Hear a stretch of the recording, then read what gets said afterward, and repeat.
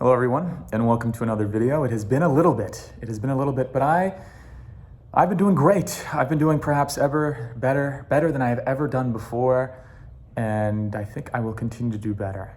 In this video, and I think I'm just gonna go off the top of my dome and say what I feel like saying, because I think it might be useful to some people. Now, the basic idea I think I wanted to start this video with is, if you want to transform your external environment, transform your inner environment. If you want to transform your external environment, transform your inner environment. I think that the way that I've lived my life for quite a long time, the way that has made me who I am, continues to make me who I am, that continues to differentiate me from others and make me more of who I am and become who I am, is that I have selected for myself the way that I want to live. Now, it is true, of course, externally, that I have many necessities and responsibilities and other things that make freedom something that I am forever seeking. However, at the same time, I recognize the deep fundamental truth after all these years that my experience of my external reality is conditioned by my inner reality. And that my inner reality, my inner world, my inner environment is subject to the control of myself. You are your own author. You are the writer of yourself. You are the film director, the film watcher. You're the audience, you're the actor, you're the director. You're all of those things at once. And that's what we have to kind of start to recognize in terms of transforming our lives and affecting and impacting change for ourselves within and therefore in the world without. There have been many external or Eastern thinkers and metaphysical, sages. And I hesitate to call these people sages because there's two kinds of sages. There's a sage who there's a sage who has disciples and the sage who has no disciples. I would stay far away from the sage who has disciples. But the sage who has no disciples, maybe it's worth listening to him. The sage who rejects disciples, maybe it is worth listening to him. But as I was saying, the main idea from a lot of these Eastern thinkers and Western thinkers, as well as some of the mystical ones, is go inward. You are your own source. You are the control variable. You are the experiment. You are the producer and the product. You are the creator and the created. I don't think I'm going to really explain these ideas in full in this video. I don't think the purpose is to explain them because you yourself will arrive at them as time goes on. The purpose really here is to affirm you, to give you that affirmation so that you can just feel more courageous in taking those steps forward.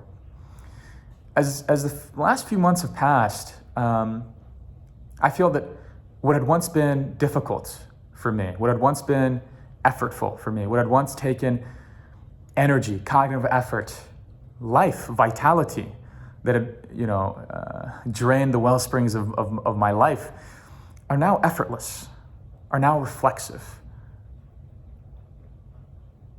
And that fills me with great joy and gratitude.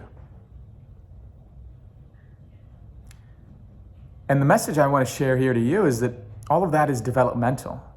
Even now I'm taking steps. Even now I'm walking. Even now I'm moving. Even now I have a direction for myself and I'm sailing towards it. And that even back then, when things were not as effortless as they are now, I was still doing the same. I was taking those steps towards the thing I had envisioned for myself. What does it mean to transform our inner environment? What does it mean to author ourselves? It means to envision the ideal, the thing that we want to become, and just step forward towards it. And in order to do that, we have to dispel and negate and expel from our minds, from ourselves, everything external. Everything that says, no, you are this, or you are that, or that you should do this, or you should do that, or this is what you ought to do. But you internally know. You know. And your body tells you, when you feel lifeless, when you feel drained, when you feel that there is no purpose and meaning to your life, you know you're not in the right place. And here's the beautiful thing. Standing where you are standing right now, you can be in both the wrong place and the right place.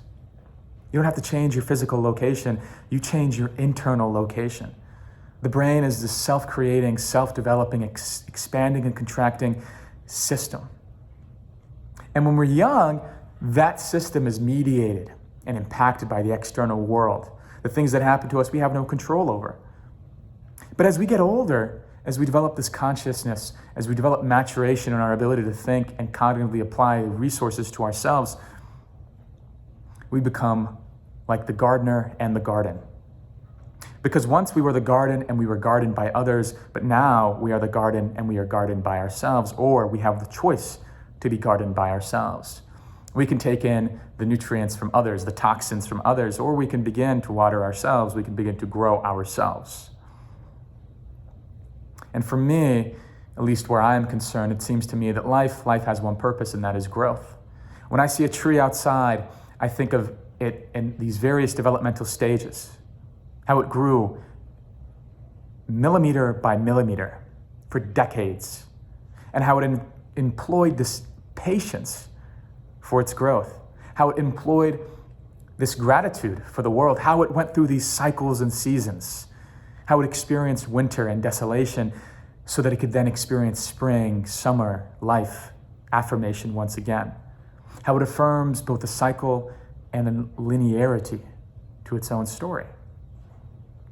But the great truth that I think the tree tells us, that it relates to us, is that it wishes to be nothing other than what it is. And what it is not everything it chose for itself. A tree, it grows leftward based on the influence of an exertion of force from some other tree next to it. The sunlight that was blocked, the nutrients that didn't get to it, the obstacles and blockades that exist in an environment that it had no control in. And it grows in accordance with those, in alignment with those, but it also expands beyond those.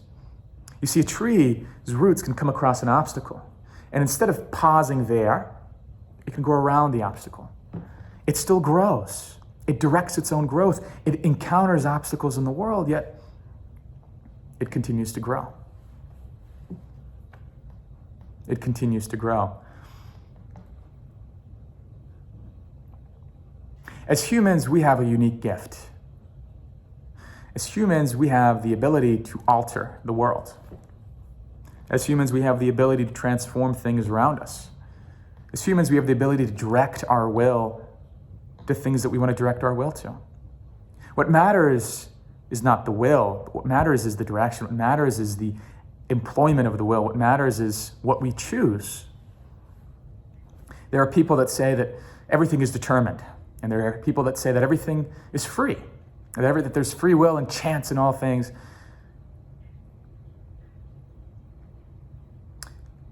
But anyone who ever says one thing is one and not another, they are not operating from the higher logic. Because higher logic shows us that all things are both determined and free. Higher logic shows us that all things both grow and decay. Higher logic shows us that all things live and die. That A is both A and not A. What does it mean to transform our inner world? What does it mean to alter our inner environment? What does it mean to author ourselves? Well, one thing it means is to no longer think of things as an either or, but a both and. Either I do this or that. Either I am that or I am that.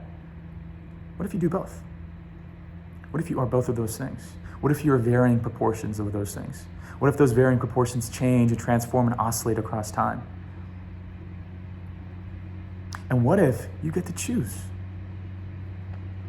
Some questions to reflect on. What would it look like for you in your day-to-day life to change the smallest things so that you can grow millimeter by millimeter? What would it look like for you if you were to live without guilt or fear or shame? What would it look like for you if today was a day that you lived without fear, guilt, and shame? What would you do? What would it look like if you persisted in the boredom to find out? What would it look like if you persisted in that stillness wherein which opposing thoughts and emotions and things that you block up come to you? What would it look like if you let those things pass? What would it look like if you didn't identify with those things? What would it look like if you became an airbender, a bender of your own inner world? What would it look like if you started writing your own story? Thank you. And I hope this video was helpful. And stay tuned for more.